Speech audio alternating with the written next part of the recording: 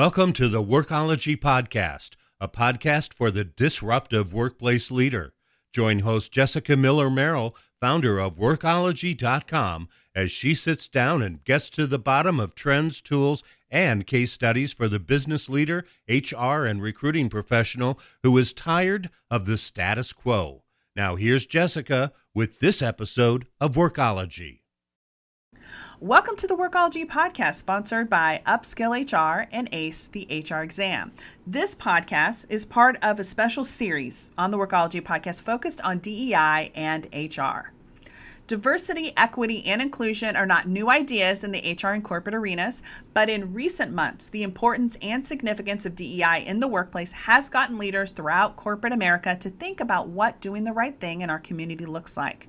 For many of us in HR, this means working with our company leadership teams to develop initiatives and operations and anti-racism policies to create a more inclusive workplace culture.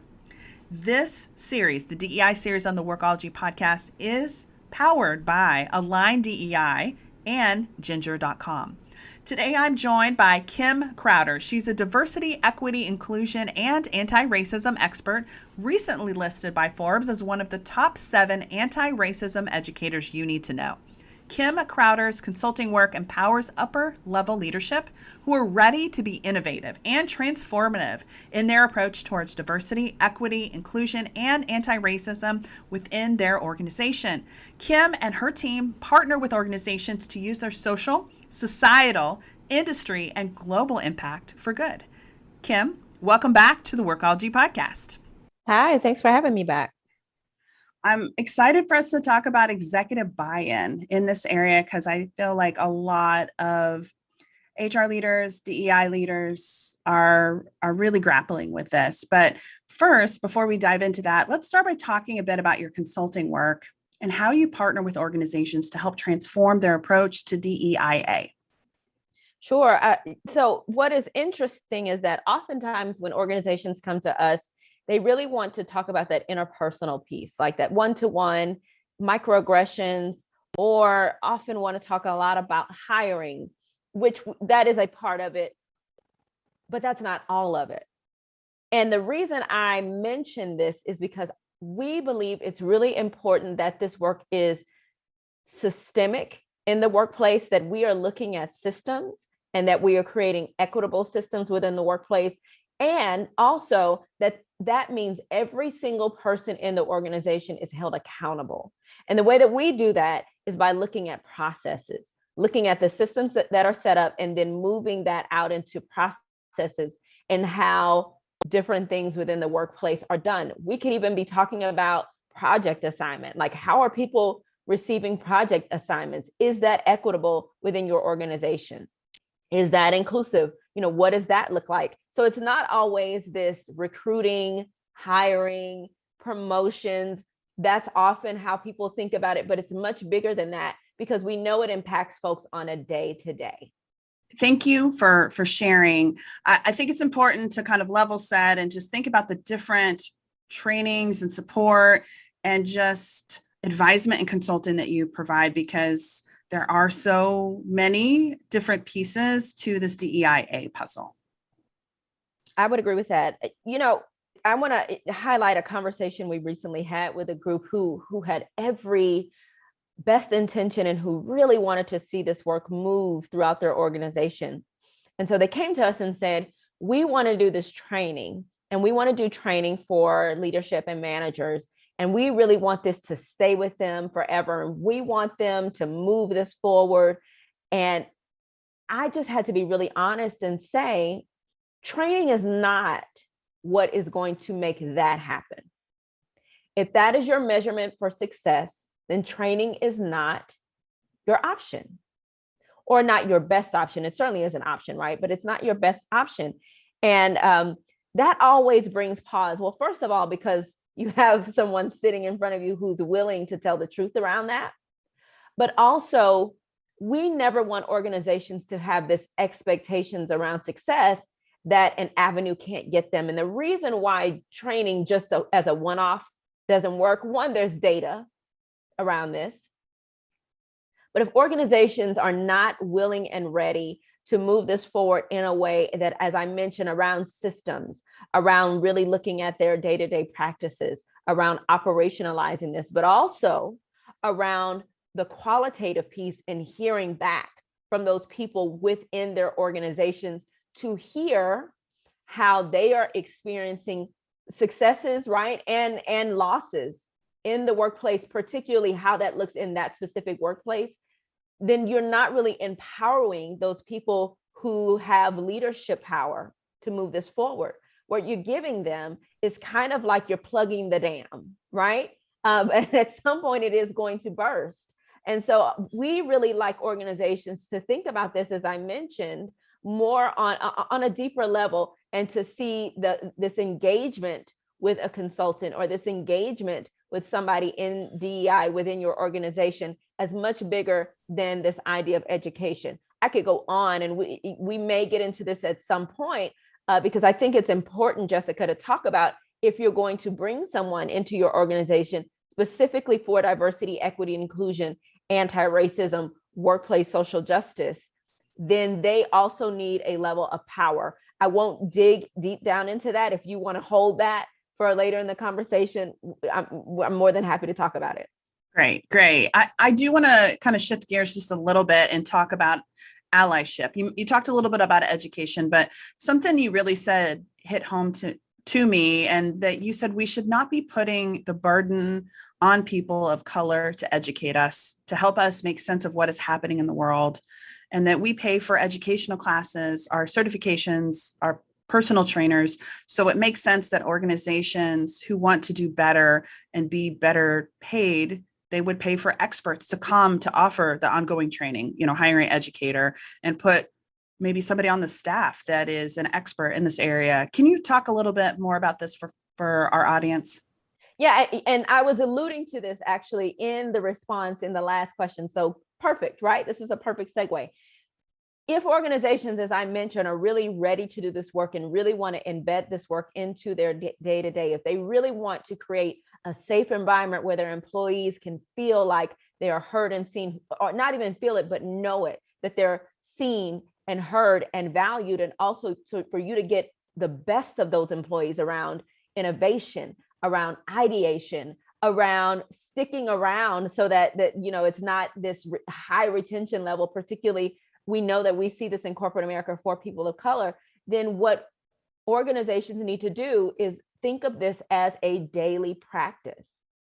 Think of it as it is a way for your organization to have success, and not just success in the financial piece that does exist, but I'm talking about a success in building those cultures that so many experts write about, right? We see all of these books about how to build company culture, and they're often written by white men. And they're not written from a perspective of inclusion and really understanding deeply what that is, not only from a philosophical standpoint, but from an experiential standpoint. I've experienced this before. And also from a place of bringing in someone who really understands how to operationalize this, who understands organizational structure, who understands processes and systems, who can move this forward. And so when I talked about before, bringing in someone who is in diversity, equity, inclusion, and anti-racism specifically for your organization, oftentimes those folks tend to be women of color. As you bring those people in, they typically do not have support around staffing. They don't have support staff. They don't have financial power. They don't have decision-making power in those spaces. And so it is bigger than just bringing people in, is what I'm getting at, Jessica, right? As this, this idea of let's just hire someone. They have to have ownership of power. They have to. And having that may mean yielding power for those folks in the organization who are used to having power. And not just that, teaching folks who are used to having power in organizations, and that is at every level, who have some sort of societal power. They may have to learn how to even work with someone who they have been taught don't deserve some of that power. And so all of these are nuances in whether or not an organization is really serious and ready to do this work at a level of moving away from this idea of asking just any person of color in your organization to help you with XYZ, but finding someone who has opted into that position and you have given them power in order to make this move forward within your organization, so that it is not about that, again, that one-to-one asking people, but about the way that the organization operates in general. You're so right. And I am seeing this happen where they are promoting somebody in the organization and they're bringing somebody in, and you are correct. I'm finding that they are persons of color that are often women, and they don't have a budget. They don't have direct audience with the CEO or the executive team to be able to make some decisions. And then 6 months, 12 months, whatever time frame, maybe the needle hasn't moved or things haven't changed. And then they're placing the blame on this individual who was damned from the beginning because they just didn't have the support and resources from the executives that they need to really drive change. And that's absolutely right. One of the things I want to add this in. One of the things that we do when we talk to partners, particularly partners who come in and say, we do have someone in diversity, equity, inclusion, and anti-racism. We have someone in the organization. And if they say that is right, right now that is a one person sort of setup, we ask a lot of questions around that, but also we will say, we can work with you if you are ready to build a team around this. And if you are ready to engage us so that we build a team and support for this person, then we can come in. But if they are unwilling to do that, they are not the right partners for us. It is that critical. So I just want to repeat what you're saying, because you want to make sure that you're working with clients that are serious, that they're successful. And if they don't have the right maybe people in place or the support from the leadership team to make that change, you're saying you're not the right company, you're not ready to work with us yet. Absolutely. And that doesn't mean that every company we work with has to have a person in diversity, equity, inclusion. It is if they have designated somebody for that. That's how we engage and say that we really need to make sure that we don't come in doing additional harm for this person by not speaking up about what they need. That is extremely important. It may be where it doesn't start there, but we do need to be having the conversation, and the end goal needs to be that that person is going to have what they need in order to be successful. I always learn so much from you, and I love our conversations. I hope our audience is really just absorbing all the things that you're talking about today. Another area I wanted to talk about was lack of diversity in leadership. And let me walk you through some statistics. I know, Kim, these aren't new to you, but for our audience, they shouldn't be, but and if they are, listen up. Black people account for only 3.2% of senior leadership roles at large organizations and hold just 0.8% of Fortune 500 positions. And all those are men. Latinos hold fewer than 2% of Fortune 500 CEO positions. Also, most are men. Asian Americans comprise of 12% of the professional workforce and are more likely than any other group to hold a college degree, but fewer than 1% of Fortune 500 CEOs were of East Asian descent in any year from 2010 to 2017. This is according to a 2020 study by Jackson Liu of MIT, Richard E. Nesbitt of the University of Michigan, and Michael W. Norris of Columbia University. So we've laid out the stats. What do these statistics say to you about the lack of diversity in leadership, and maybe what can we do about it? Yeah, this is a question that is extremely important. And it's also something that when we talk to leaders, we talk about this there. So I want to even further this picture for people, right? I want to give you a picture. So there's a graph out there, and I cannot tell you, I'll have to look, and I may actually send this to you afterwards so you all can put this in the notes, where it shows based on race, and then across the bottom, you're looking at leadership level, right? Organizational level. And what happens is for every group except for white, as you move up that leadership level, they disappear. Their existence disappears in that space. And then also, when you look at those entry level, you are seeing less white men in that space than other groups. So other groups have larger amounts of folks at that entry level. And then for white men, it increases as you get to that C-suite space. And so when you talk about what do these statistics say about the lack of diversity in leadership, one of the things that it says to me is that there is still an idea around excellence and diversity.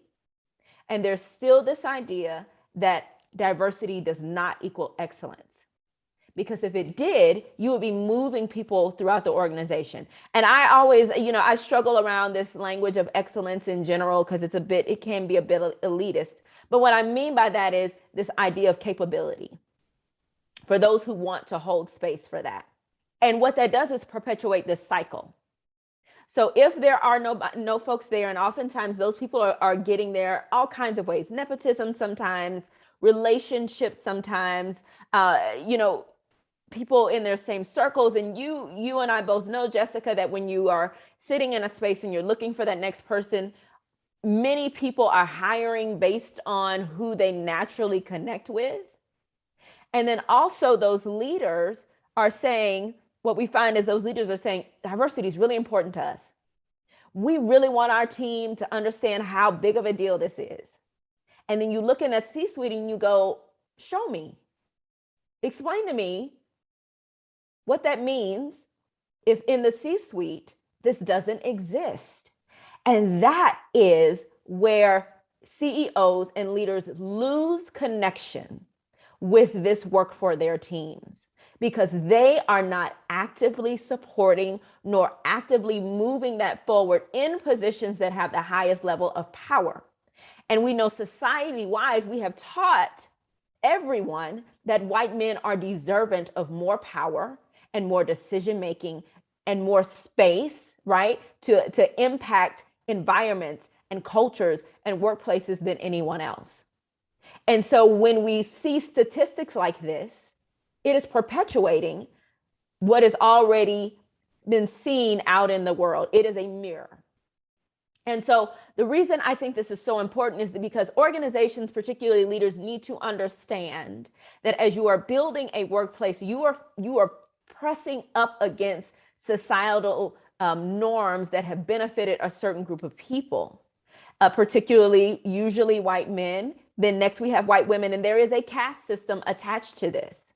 And so my call is that folks who are in leadership, particularly the CEO space, who have those folks who have power, are going to need to dismantle their own beliefs and their own way of operating as a leader. They're going to have to dismantle their own privilege and their own way of thinking around this in order to really move this forward in the organization in a way that your team can say, oh, we see it in the way that our senior leadership operates. We've seen it. And so now we have a model that we can move down within the organization, move throughout, even with this, moving away from this idea of top down, but we can move it out because we've seen it from those folks who are most invested in this company and who we know have the choice whether or not to make this palpable for us. I think when I think about a lot of CEOs, they are in those positions of power and they get a lot of head shaking and yeses and support because of that power. And so what you're saying is that senior leadership, the executive team, needs to really take a look at their own teams, their own biases, like you said, the privilege, and do the work. It's not just something that everyone but the executive team does, or the frontline managers or something like that. But it really needs to be, the leadership team needs to be reflective of an organization's commitment to this area. Absolutely. And if they are not currently, they need to be creating plans and strategy around this and communicating that regularly to their team members. Because imagine not seeing the opportunity within the organization to move up in that space, and you're a person of color, and you know that you want to be a CEO or a COO or CMO or whatever. And typically, we see the CMO piece and that goes to a woman, and typically it goes to a white woman. We know that there are plenty of people of color in organizations who are overly capable of doing this work. One, because they have the cultural competency piece of it, which is a big part of leadership competencies, right? To have some cultural intelligence. We say that all the time, to have that emotional intelligence. If you are a person of color operating at a high level or at any level in an organization, you have in some way had to exercise that competency on a day-to-day basis, and not seeing that as a skill set of benefit. And so it really is leadership understanding their piece of it and their why. Why is it like this? Questioning themselves first before they can ask that of the rest of their organization. Again, I'm just thinking about, in my experience, a lot of CEOs don't like to be put in those positions of being uncomfortable and being vulnerable, and really taking some internal stock and evaluation of their own biases and decisions that they've made that have led to the development of the team and the growth of the culture in the organization. So this is not going to be easy. No, it really isn't. And I'm going to be really frank, is that it is rare to find someone who's that ready to do that level of work. Sometimes we know for us, it's going to take time. We do have to have a baseline though, right? A baseline understanding of what needs to happen, a baseline commitment around this. And we're pretty direct about this in organizations, because what we can sometimes find is that as much as your team wants to do this, when you get up into that C-suite space, your C-suite can be a bottleneck for how successful operationalizing diversity, equity, inclusion, and anti-racism into day-to-day work is able to happen. They can be some real stoppers for that. We need more people like you in this world, and those who are listening who are willing to have those uncomfortable yet direct conversations with their executives at organizations to help move this forward. Let's take a reset. This is Jessica Miller Merrill, and you are listening to the Workology Podcast, sponsored by Upskill HR and ACE, the HR exam. This is part of a special series on DEI, and we are talking about diversity, equity, and inclusion, as well as anti-racism, with Kim Crowder as part of our DEI series. This series is powered by Align DEI and Ginger.com.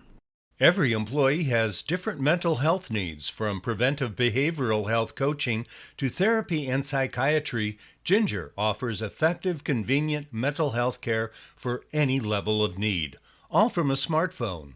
Learn more, visit Ginger.com.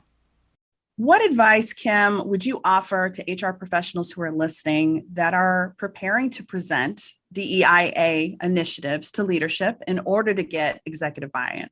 How should this work? What should they be doing? Yeah, the first thing that stands out to me is to not think about it as initiatives, to really think about it as diversity, equity, inclusion, and anti-racism operations.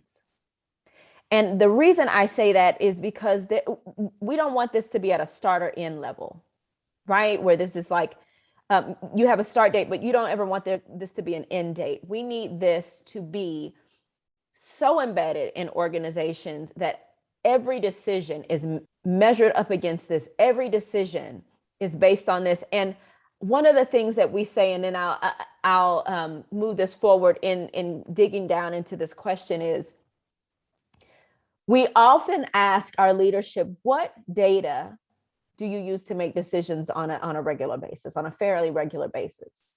And they're able to walk me through that.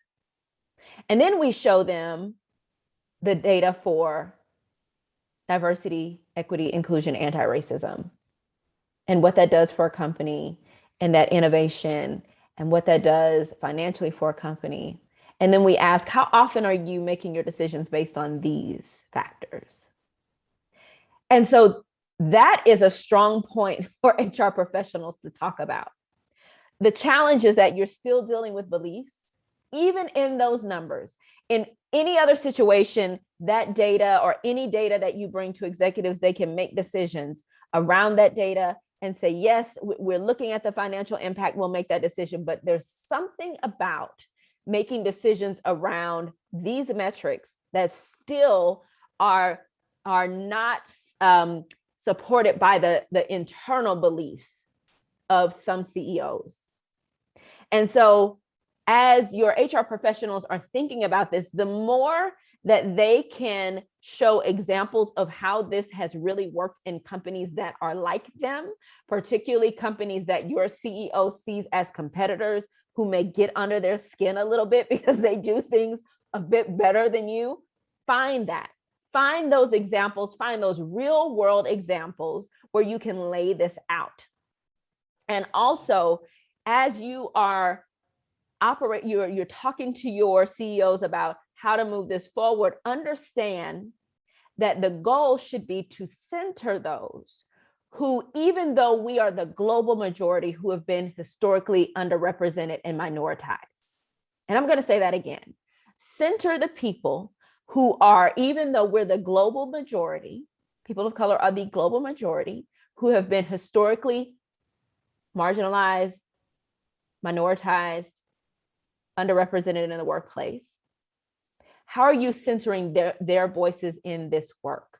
So presenting it to your leadership in that way so that they can understand the perspective from which you'll be working from. Because the bottom line is if the workplace is better for those people, then the workplace is better for everyone. It just is. And also, in order to get that buy-in, is really understanding what's important to your leadership, what's important to your executives, and how do you hone that in to what you are considering, what the work that you're considering doing. How is that directly connected to it?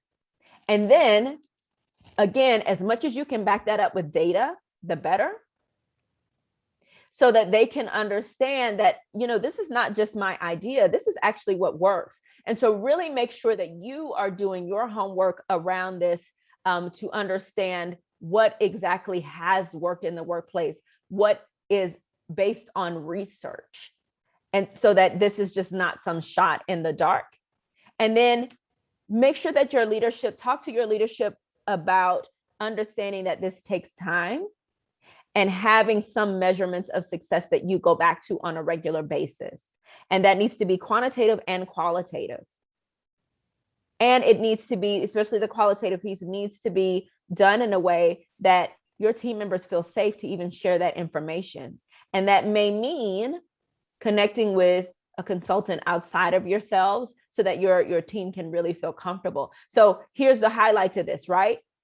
Data, understand the data, understand what really works, be able to connect that to what is most important. What are the core values of your company? And then what's most important to your executive team? Be able to connect that and also be able to find examples of that in real world situations for organizations that are like yours, that that your leadership either respects or really despises because they do things better than you, your competition, and bring that into the conversation. Those are 4 top ways to really move this forward in your organization. And I'll share with you an article, Jessica, that I did for Authority Magazine, where I really talk about this more deeply. You can add that to the notes because I think that the folks listening would really benefit from seeing that with their eyes and hearing it with their ears too.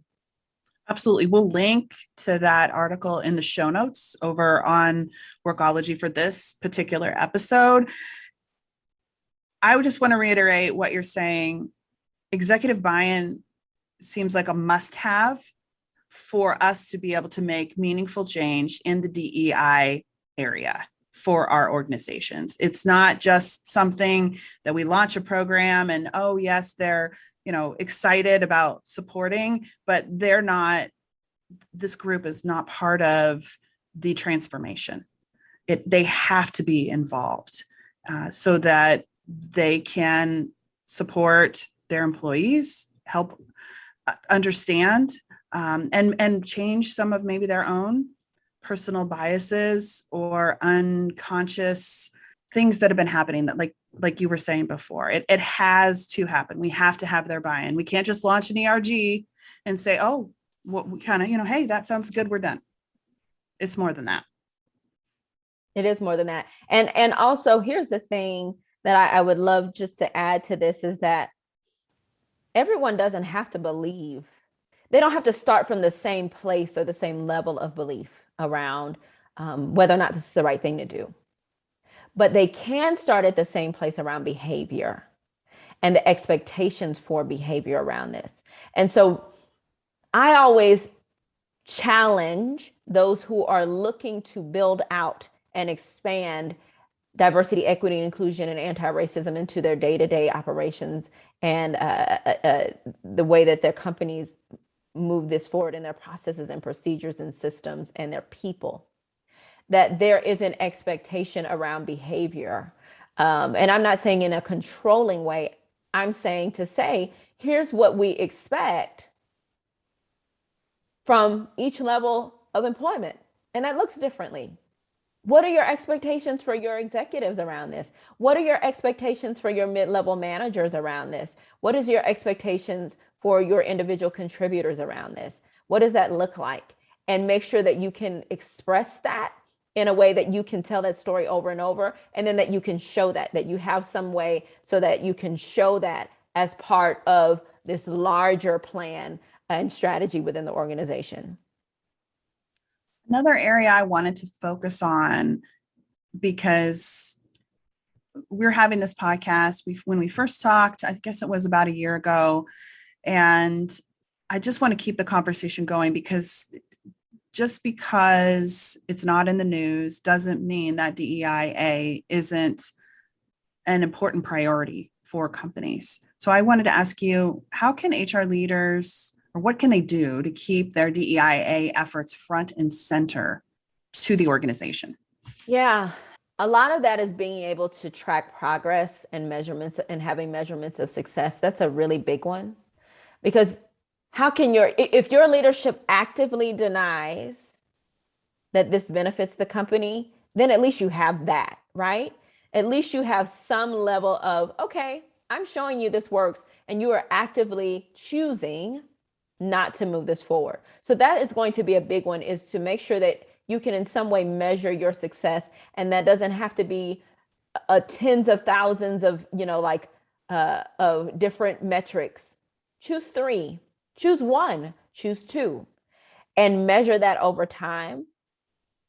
Also around keeping these efforts front and center. Listen, I won't say that is not challenging, because it is. That is really challenging. Even because what I talked about was this difference between beliefs, even though we're seeing what the metrics say, we can look at the business case for this, and then also look at company morale. And we know this is the right thing to do, period. We know that exists. So keeping that at the forefront is making sure that in every meeting that you have with your leadership, that you're bringing this up. Every single meeting. That you are saying, hey, here's our expectations. Let's build this out into how many times or how often your leadership should be examining this information. As much as you are looking at your financials, as much as you are looking at, if you all are in change management and have built out a plan for change management, as much as you are looking at those, that should be how much you are looking at diversity, equity, inclusion, and anti-racism within your organization. It should just be regular. And so the more that you can normalize this in the workplace, that's how you keep it front and center. You measure it and you normalize it. And so that your leadership and your team members overall can be connected to it on a regular basis. They'll roll their eyes at first. That's fine. That's, some people won't like it. That's fine. Some people may leave the organization. That's fine. But if you all are committed to this, then you're moving in the right direction, and you're just weeding out the people who no longer fit the company culture. I've had a lot of conversations with HR leaders about the importance of getting comfortable being uncomfortable. We've been through a lot of change in the last 18 months, and I think this getting comfortable, being uncomfortable is also true in the leadership side of things. What is your approach to this when working with business leaders? I know you said front and center, normalizing. Any other thoughts or advice to share? You just acknowledge the elephant in the room. Hey, I know this might be uncomfortable. Like, you say that, but also give people the space to ask the questions that they wouldn't normally ask. Make yourself available to them, and make sure that you honor that everyone is in a different place in their journey around this. And so some people, you'll really have to balance the level of patience of some of the people who feel like they've been doing this forever and that this directly impacts them, versus someone who this light bulb is just turning on. One of the things that we do is we create a baseline, and the first thing we try to do is create some ground rules about respect and around, what this environment needs to be like.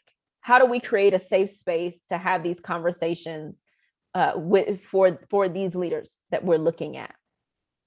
And then we also, in that, we talk about the fact that it is going to be uncomfortable at times. Some of the leaders say, you know what, I'm still dealing with how to work through the shame and guilt. We don't do that work, but we say, well, here's some resources to consider as you are working through that. And we also, in this, we tell leaders, if you need to get some professional counseling around this, we actually encourage that. We don't often talk about the emotional and psychological impacts of doing this work in the workplace, finding out that maybe you have been a benefactor of this, but also for those people of color who are experiencing this, to talk openly about the mental health effects of this work. And so encouraging that piece as well.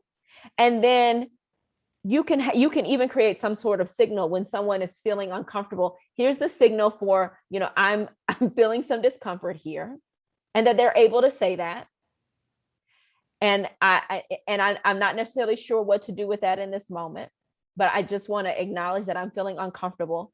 And so I'm working through it, and then provide space for them to ask the questions that they need to ask to become more and more comfortable. That may not happen in a day. You don't want to center a conversation just because someone is uncomfortable in the moment, but also don't assume that your employees of color are not uncomfortable being in that space, talking about those things with those folks who may not experience this on a day-to-day.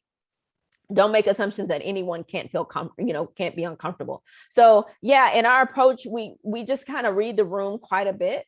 But we lay down framework up front. That's the biggest piece, is kind of laying down that framework up front as you are going to have those conversations.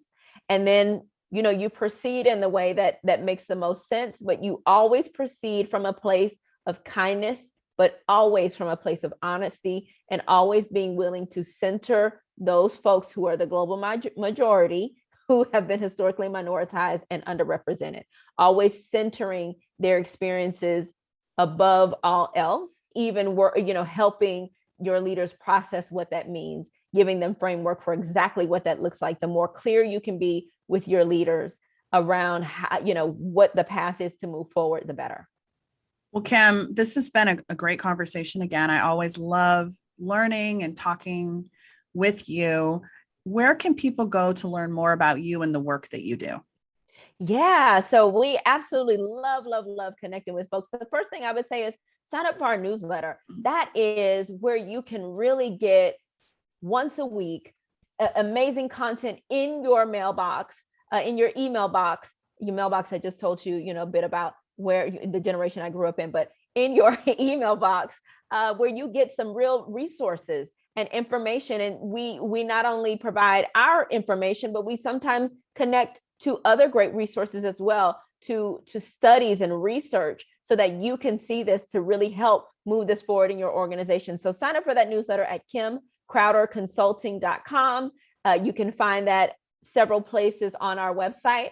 And then also LinkedIn is a really great place. You can find Kim Crowder Consulting on LinkedIn. You can also find me on LinkedIn, Kim Crowder, and follow there. And I am also on Instagram. I am Kim Crowder. I'm also on Twitter under the same handle. I am Kim Crowder. We are everywhere, but I really encourage people in that big first thing is to sign up for the newsletter because it's such valuable information. And I want to say this, Jessica, thank you for allowing me to come back on, because we know that HR holds so much of the introduction in workplaces for this work. And we also know that sometimes HR professionals feel very ill-equipped to even start those conversations. And if that's the case, sometimes they don't get started. So the work that you're doing here by introducing this over and over and over to HR executives is so important. And I just want to highlight the work that you're doing to amplify this work. It is extremely important. We need as many allies as possible. And we also need to realize that we are all standing side by side to make workplaces better and to see that as such. And this is a major part in making sure that a workplace truly is safe for every employee there. Well, thank you. I just feel really strongly that I want people to feel comfortable and excited and happy to be themselves and to come to work or to live their lives. I feel like it's one of the most important things. And as HR, we have such a huge opportunity and responsibility to help make that happen.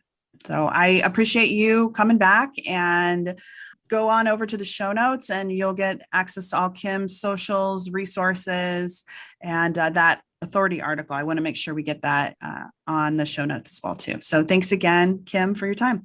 My absolute pleasure, Jessica. You take care.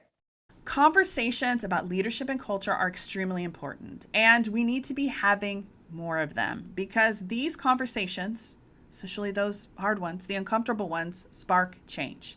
As HR leaders, we can support our company leaders with resources and training that can open up your DEIA initiatives or operations, as Kim says, in a way that sets your company up for long-term success, while also setting an example of what doing the right thing looks like in your local community, in your industry, wherever you are.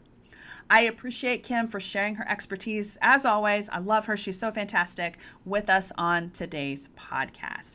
This podcast is part of our DEI series.